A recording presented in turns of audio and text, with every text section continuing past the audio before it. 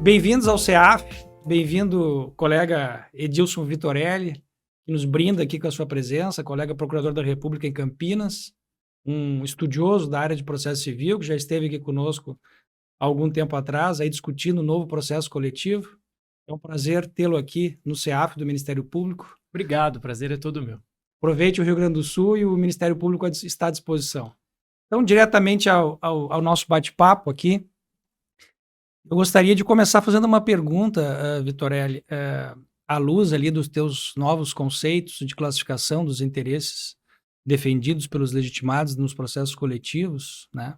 Como é que isso se dá especificamente em relação aos interesses individuais homogêneos, né? Que aqueles que militam na área do processo coletivo sabem que há alguma dificuldade em relação à proteção desses interesses e, mais do que isso, a implementação da reparação do dano e dos danos individuais homogêneos que são abarcados em ações coletivas.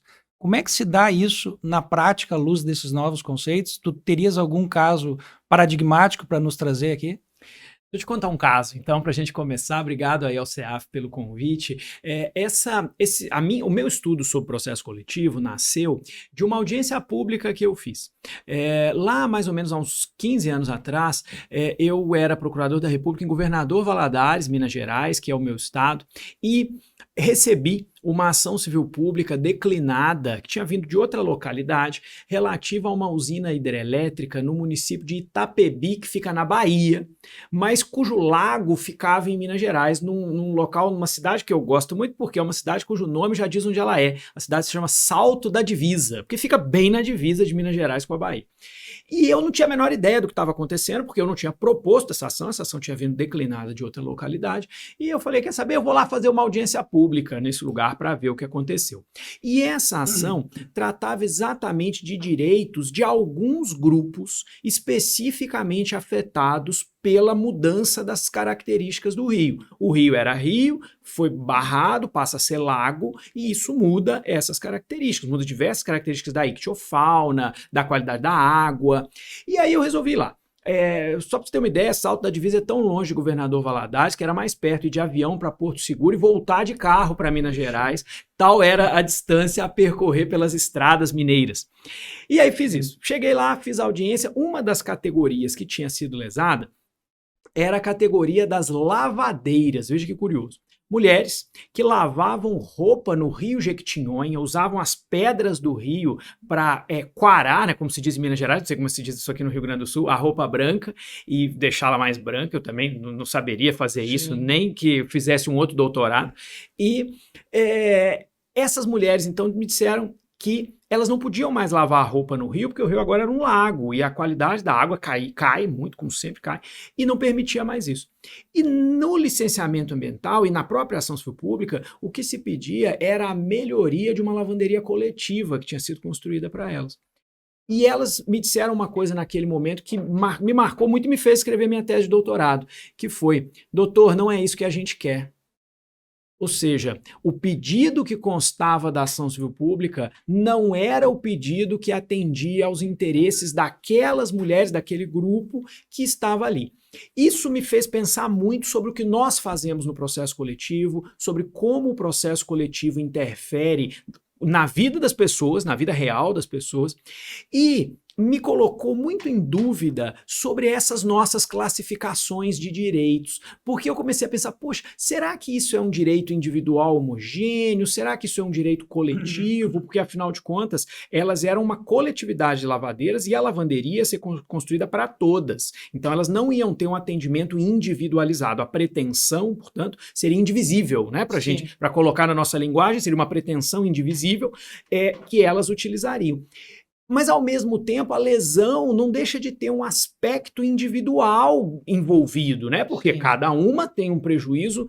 E aí eu comecei a refletir muito sobre isso. Falei, eu preciso escrever sobre esse assunto. E aí fiz o meu projeto de doutorado pensando nesse assunto. E cheguei à conclusão, no meio da redação da tese, que se tornou o livro que eu publiquei depois, que esse não era o verdadeiro problema. Que ficar classificando se o direito de fato era coletivo, era individual, homogêneo, não era o verdadeiro problema. O verdadeiro problema é como é que eu faço para que nós, legitimados coletivos, sejamos responsivos às demandas do grupo, sejamos responsivos àquilo que de fato vai atender a vida das pessoas. E veja que o pedido que estava nessa ação não era absurdo. Porque se fosse absurdo, a crítica era fácil. Eu diria, vamos descartar, isso é ridículo, vamos descartar. Não, não era um pedido absurdo, era um pedido razoável. Só que não atendia aquelas pessoas. Talvez atendesse outro grupo, mas aquele grupo não atendia.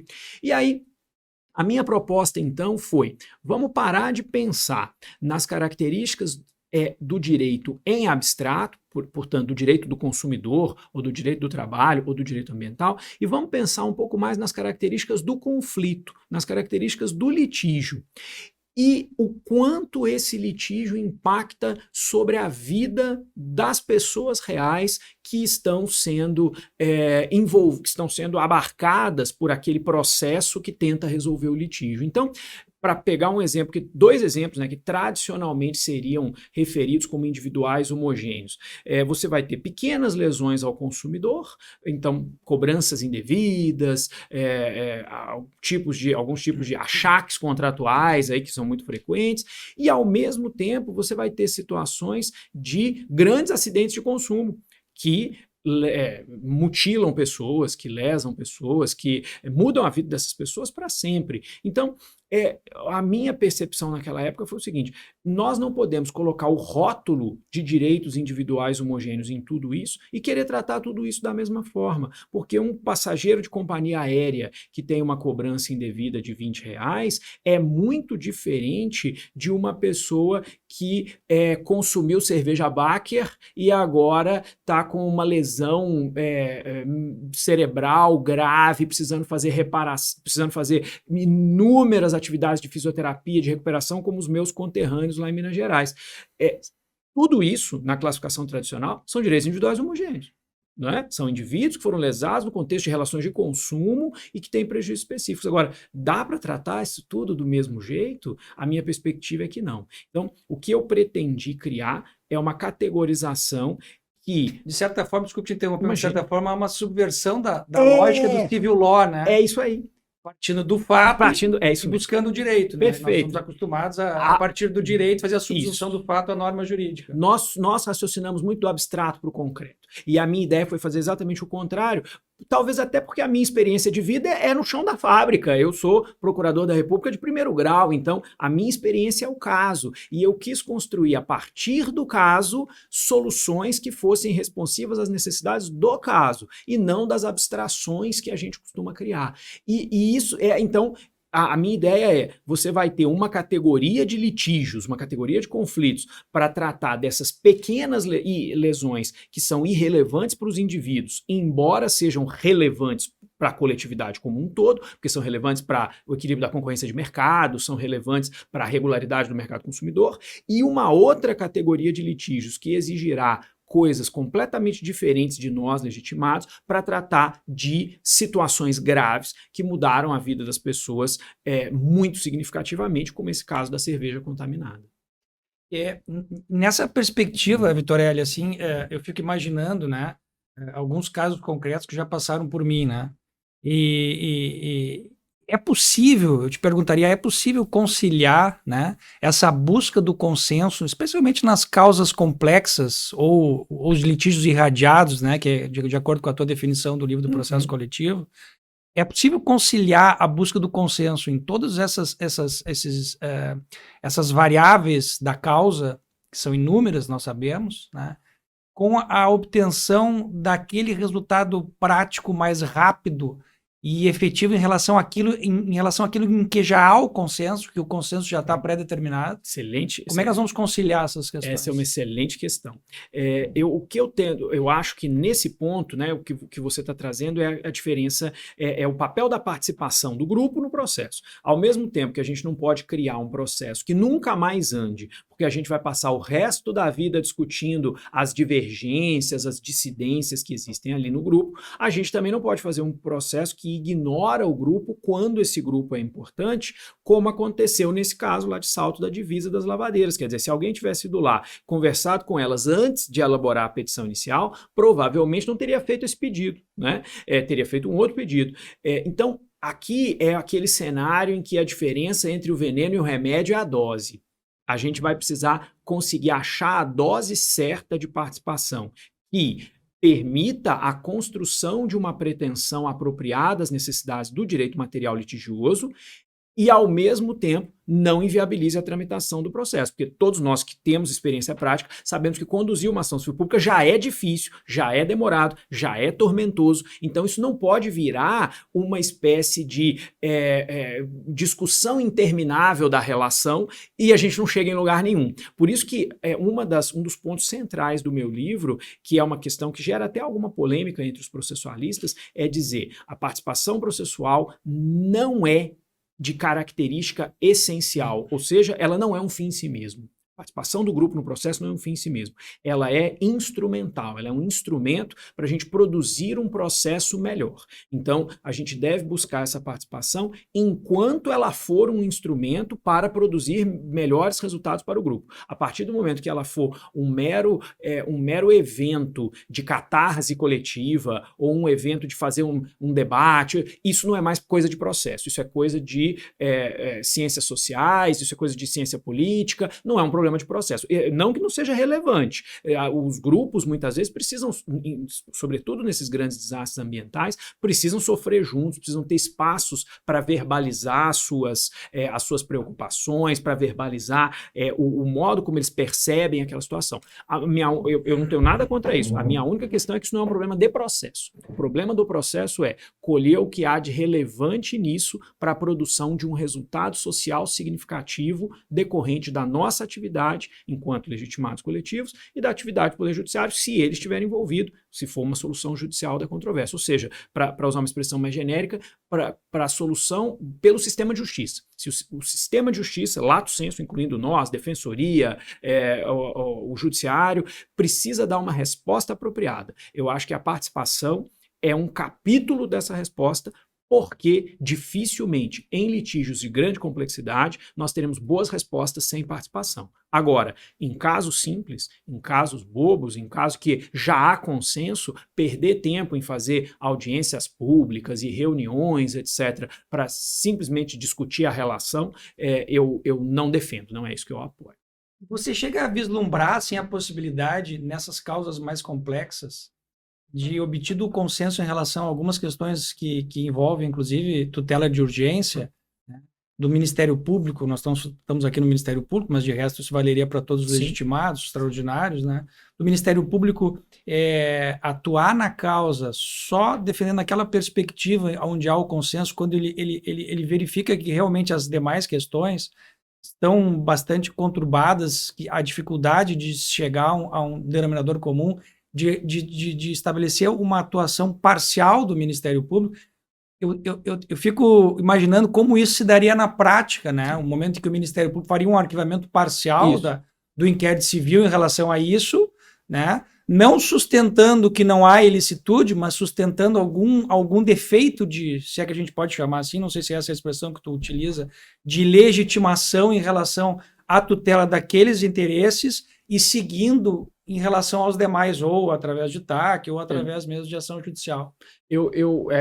Ótimo, uma excelente consideração. Eu penso nos dois horizontes. Eu acho que, em primeiro lugar, seria possível fazer talvez uma espécie de suspensão parcial do inquérito civil, né, naquelas questões que ainda não estejam suficientemente maduras para o ajuizamento da ação ou para a elaboração do acordo, e naquilo que for feito a ação ou acordo, eu acho que isso deve ser dito explicitamente. Olha, quanto a esse aspecto aqui, o Ministério Público não está demandando porque ainda há uma divergência relevante no seio do próprio grupo, ou ainda há uma divergência relevante em termos de apuração dos fatos, né? Professor Marinoni, nós estamos aqui, eu estou aqui com vocês por ocasião do Congresso de Coletivização e Unidade do Direito, e ontem à noite a palestra de abertura do professor Marinoni, ele mencionou exatamente isso, sobre os fatos constitucionais, que foi o tema da palestra dele, dizendo que, em algumas circunstâncias, uma Suprema Corte não deveria decidir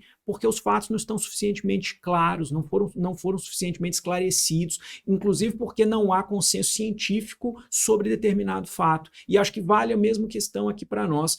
Se ainda não há consenso suficiente sobre um determinado fato, seja porque não há consenso científico, seja porque o fato ainda precisa de mais apuração para se obter a concretude, seja porque o grupo ainda precisa amadurecer melhor os efeitos do dano sobre si para saber o que deve ser pleiteado. Em qualquer um desses cenários, a gente deveria ter uma resolução parcial do problema, seja pela via do TAC, seja pela via da ação, e a outra parte aguardar até que esse evento prosseguir na investigação. Prosseguir na investigação ou prosseguir na discussão com Acho que não seria o caso de arquivar, então. Eu sei que os colegas gostam desses desdobramentos práticos. Né? Eu suspenderia.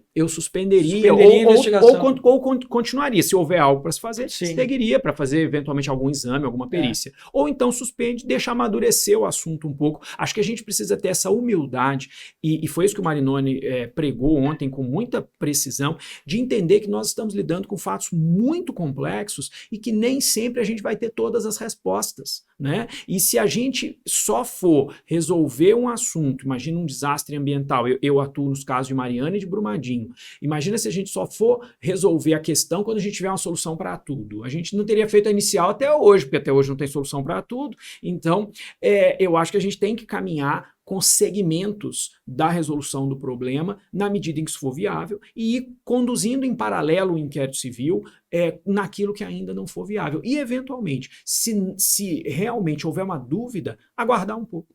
Acho que a gente tem que ter essa virtude passiva que o Marinoni tem defendido, tal como as Supremas Cortes, de entender que, em alguns momentos, demandar por demandar não é a solução para o problema. Bem na linha que tu estavas dizendo aí, eu estava pensando no momento que nós estamos vivendo no contexto atual, né, de hiperinformação, né, digital, de intolerância, que é um fenômeno que nós estamos verificando em todo o mundo, né? Não seria um momento histórico assim perigoso? Agora vou fazer a função do advogado do diabo aqui, né? Já estou me sentindo um entrevistador, né? Não seria perigoso abrir mão da ficção de que o legitimado extraordinário, o representante, é aquele que tem o poder, vamos dizer assim, da revelação de qual é o interesse comum, e essa ficção sempre nos sustentou ao longo do tempo, desde que o Ministério Público ganhou todas as atribuições que ganhou, a partir da Constituição de 88, especialmente, né? Abrir mão dessa ficção nesse contexto histórico. Será que nós teríamos condições reais de atingir consenso em relação a alguma coisa no mundo atual? Essa é uma questão mais filosófica, mas eu acho que cabe aqui. Sem dúvida, é um problema prático gravíssimo. Mas veja só, o que eu defendo não é exatamente que a gente abra mão disso. Por quê? Há uma diferença entre ser representante e ser advogado. E esse é um assunto que eu estudei no livro, inclusive à luz da ciência política. Eu fiz algumas incursões em bibliografia da ciência política para estabelecer isso um pouco melhor. O advogado, né, é aquele que leva a voz, né, advocare, né, leva a voz do cliente. Ou seja, quando o advogado fala, quem está falando é o cliente. Inclusive, esse é um assunto que a gente explica para o aluno no processo civil, nas aulas de processo civil, por que quem é multado por litigância de má-fé é o cliente, se quem litiga é o advogado, né? E a resposta é essa, porque o cliente fala pela voz do advogado. Nós não somos advogados do grupo. Então, o grupo não fala com a nossa voz, nós somos representantes. E a relação entre representante e representado é uma relação que envolve duas subjetividades, envolve duas racionalidades. A racionalidade do representado e a racionalidade do representante. Isso quer dizer que a nossa relação para o grupo não é a mesma relação que existe entre a carta e o envelope. Nós não somos apenas porta-vozes do que o grupo quer. É nosso papel definir quais são os interesses do grupo e litigar os interesses do grupo. A única coisa que a minha teoria propõe é que, nessa definição, a voz do grupo seja relevante, porque o interesse é dele, não é nosso. Então, a Hannah... Até prefeito de ponderação, se for o caso, de afastar... Isso. E até porque a gente pode estar errado também, né? Ou seja, as vozes que dizem diferente podem exercício dialético no processo. É isso. Essa dialética que a gente se acostumou a fazer de maneira intraprocessual, a única coisa que eu estou propondo é que essa dialética se estenda para um debate extraprocessual também, porque pode ter vozes capturadas dentro do grupo, ou capturadas, ou iludidas, ou mal informadas, ou desinformadas, que querem outras coisas simplesmente porque não sabem o que é bom. E podem ser educadas, e aí nesse ponto esses debates podem ser um momento de informação, então informação que vem de nós para o grupo. Mas, ao mesmo tempo, o contrário pode acontecer. O grupo pode nos dar informações que nós desconhecemos completamente e que podem nos orientar a tomar decisões que sejam mais apropriadas. E vou te dar um exemplo concreto. No desastre de Brumadinho, nós fizemos um acordo, um caso do qual eu tenho muito orgulho, porque eu fui um dos negociadores e signatário desse que é hoje o maior acordo coletivo da história do judiciário latino-americano. São 37,7 bilhões de dólares. Bilhões de reais. E uma das verbas que está definida nesse acordo é o pagamento de um programa de transferência de renda para a população atingida.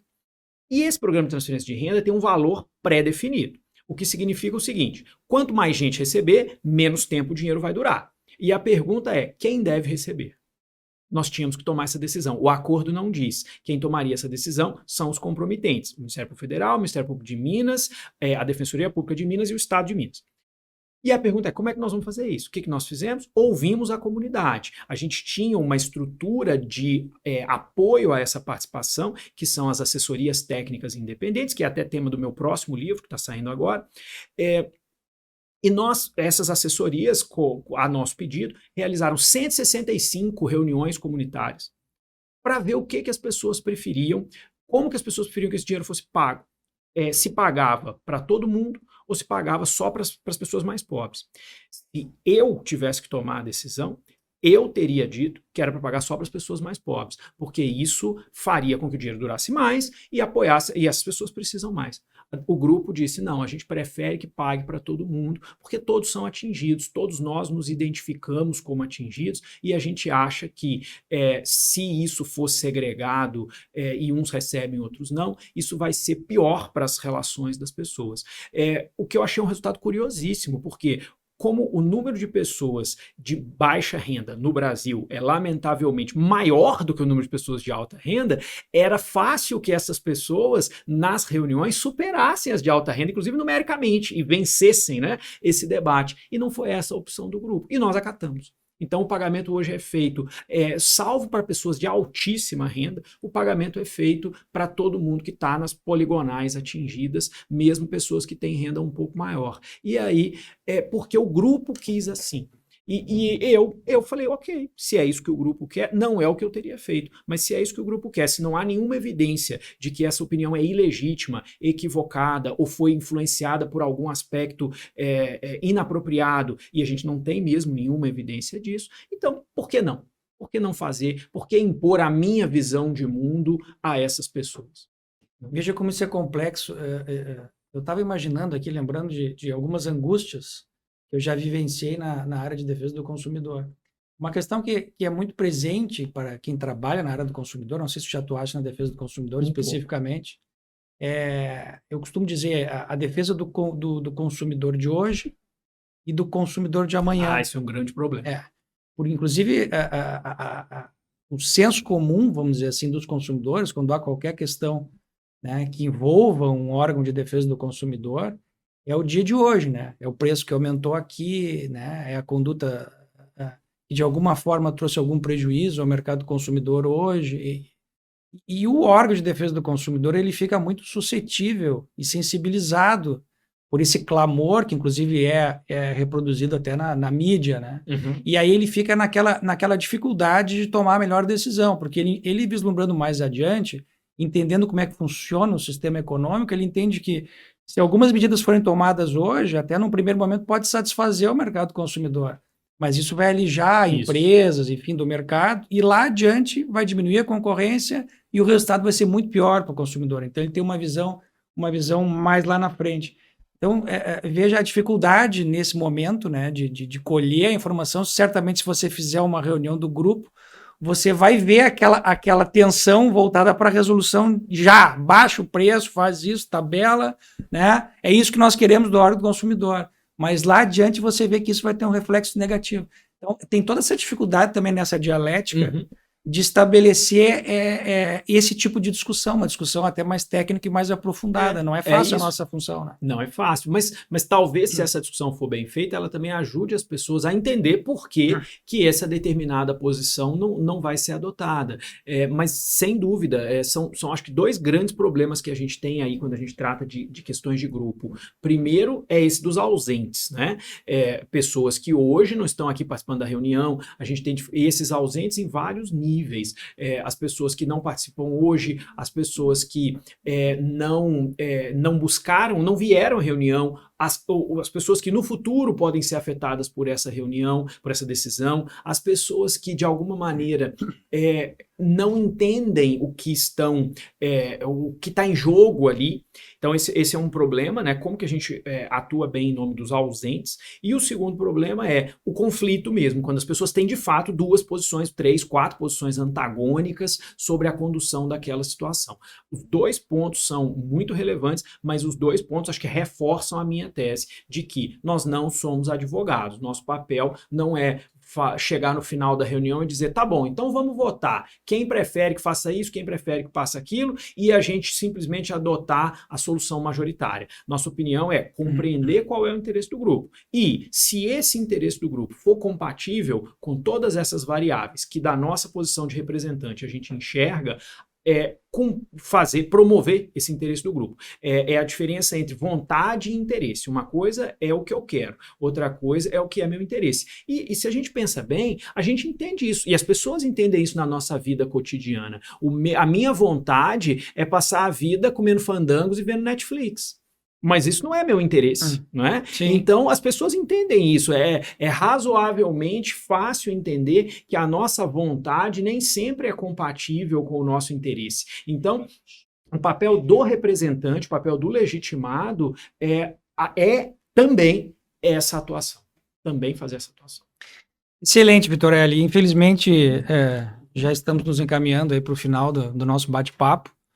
A meu juízo foi excelente, porque aquelas conversas que acabam gerando mais perguntas do que respostas, para mim, sempre são as mais interessantes. Nós estamos cheios no mundo jurídico de respostas, né? Para tudo. Com certeza. De manuais, enfim, e eu acho que esse tipo de questão, assim, de novas abordagens, novas perspectivas, eu acho que nós estamos precisando disso, e o teu papel tem sido fundamental aí na doutrina e mesmo no exercício da atividade ministerial. Te agradeço.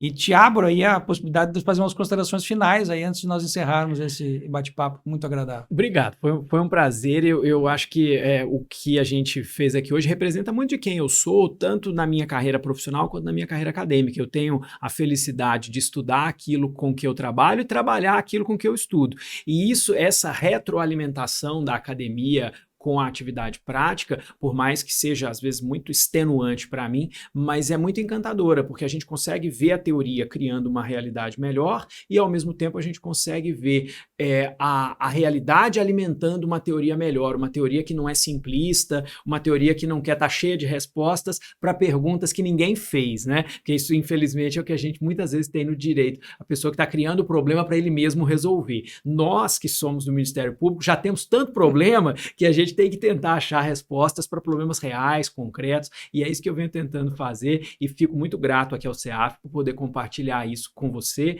e com todos os seus colegas. Muito obrigado. Obrigado.